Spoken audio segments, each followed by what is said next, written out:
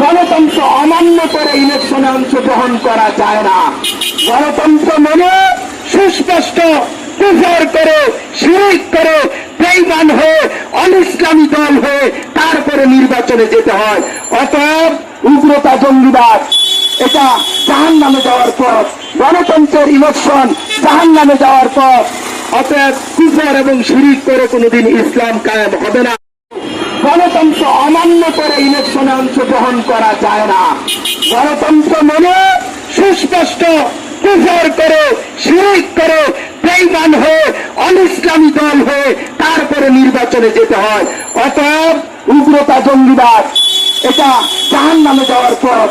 গণতন্ত্রের ইলেকশন জাহান্নামে যাওয়ার পথ। অতএব কুফর এবং শিরক করে কোনোদিন ইসলাম কায়েম হবে না। এটা নবী রাসূলের পথ নয়। আমাদের